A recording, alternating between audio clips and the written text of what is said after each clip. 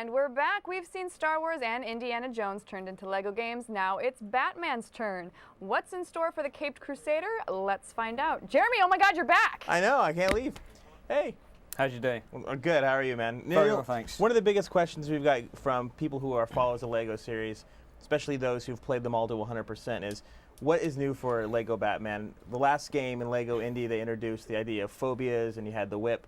What can we expect this time that will change it? And actually, can you show it to us? Yeah, of course. Well, obviously, I think the probably the coolest thing we've got about Lego Batman within this game is, as well as being able to play as the kind of the classic heroes as Batman and Robin, we've also got villain mode. I mean, we basically found that obviously when we were working with the Batman universe, you got such kind of a rich mix of heroes and villains within there that we thought, why not have some fun, kind of let people explore their more mischievous side and play as the bad guys as well. I mean, on this level here, we're playing as the heroes, and we've obviously really try to up the action. I mean, it's Batman and Robin. They're obviously all about, they're trained martial artists. They're kind of these pretty hard guys. So we're really trying to kind of bring out kind of a Lego kung fu almost with the characters. We've also got kind of a whole array of gadgets within the game. So of course, I'll just kind of show you here. We've got the Batarang, being Batman.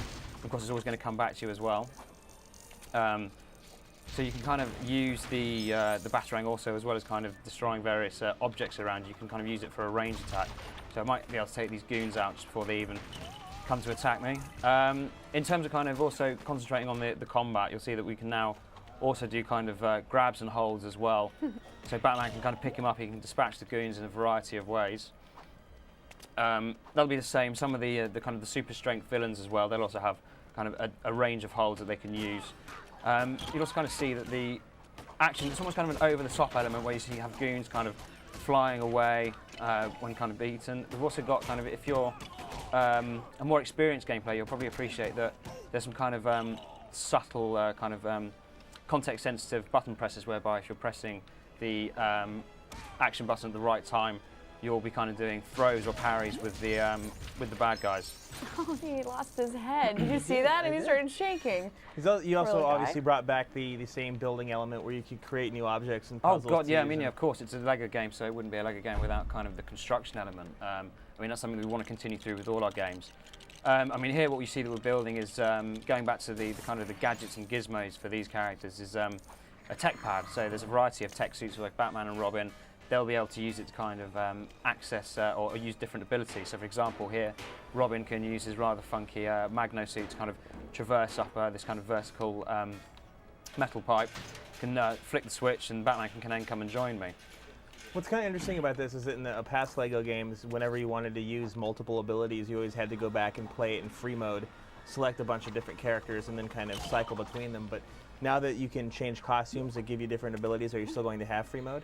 Oh God, yeah, definitely. It's another thing that we feel is kind of it should be a mainstay with the Lego games. It's very fun, and it kind of fits with the Lego ethos, the whole kind of the building and the collectible element. So, I mean, with the Batman, partly because I guess the kind of the comic universe that there is because we've got all these the kind of the bad guys as well as the heroes. There's so many more. There's such a richer variety of bad guys and loads of abilities that they've got that you'll be able to use within the story mode. And then, of course, you can come back through all of the levels that you'll be able to play with any of the characters in the free play.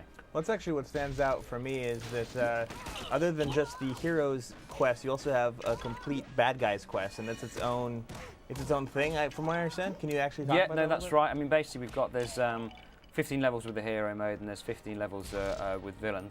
It's kind of split into 3 chapters as with the previous games, but of course, what's really fun with this game is that this is the actually, it's an original story, so obviously with Star Wars and Indy, we were kind of tied to the movies, to the trilogies, whereas this is kind of a very straightforward classic story. So really able to kind of have fun with creating the characters and of course creating the cutscenes that everyone seems to really enjoy. So does this have any ties specifically to any of the existing comic book stories like Hush or even something like Identity Crisis? Any tie-in at all to an existing DC storyline? No, I mean, what we've really tried to do is create a Lego Batman universe. I mean, so there's no kind of one formula for the Batman that we've created here. It's kind of Lego Gotham, Lego Batman, and we're able to kind of take influences from all the kind of the rich variety of kind of source material out there.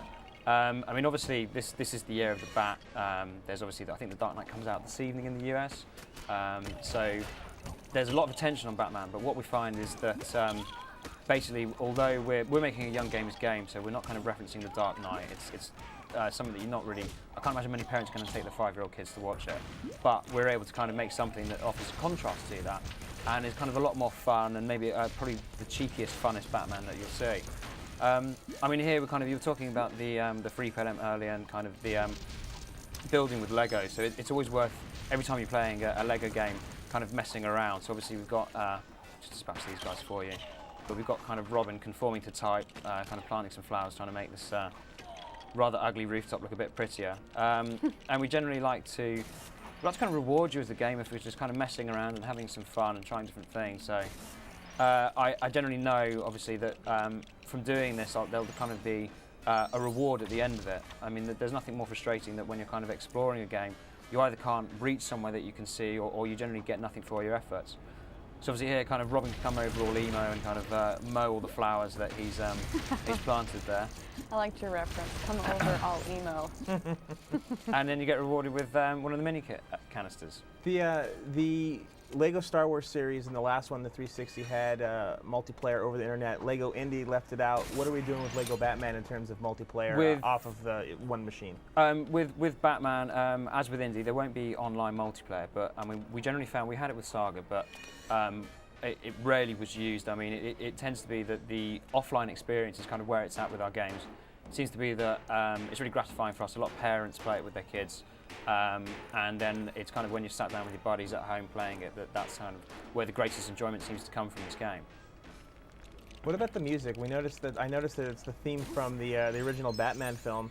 Is it the complete soundtrack to the original Batman film? Yeah, I mean, it's been really cool. We've actually been able to get the whole of the Danny Elfman score into the game. So it's basically, it was really cool. As soon as we kind of put that score in, it really kind of creates that Batman atmosphere that works really, really well. So yeah, I mean, it's definitely added up to kind of, as well as the look and the feel of the characters, with the music in there, it really is, it is a Lego Batman. Jeremy, just to let you know, we've got 1 minute to go, so any important questions you have, this would be the time to do it. Sure. One last question for you then, is in terms of the overall experience between the hero's quest and the bad guy's quest, about how long do you think it takes someone to play through it if they're a veteran of the series? Oh, right. Well, I mean, as with the previous games, you can kind of go through the story mode in a kind of a fairly decent amount of time. Catwoman, yes. Where? There we go. There's Catwoman on the screen for you. I was actually looking. Complete with the whip nice. As well. So she's quite a sassy character in there. But then, of course, 100% of the game, you're kind of looking at a kind of a decent amount of hours to get through, and 100% everything, to collect all the characters that will be in the final version of the game, to unlock all the cheats, unlock the bonus levels as well. I mean, there's going to be a lot in there. And what we're really excited about is with the array of characters that we're in the midst of revealing, I think even if you're a hardcore Batman fan, you'll be really kind of surprised and kind of pleased at what we've created within kind of the Lego minifigure format. Awesome. Well, thank you so much. And guys, great job. I love it. We will be back in just a bit for you guys at home, so stick around. I just was going to try and save it, and I was just like, eh.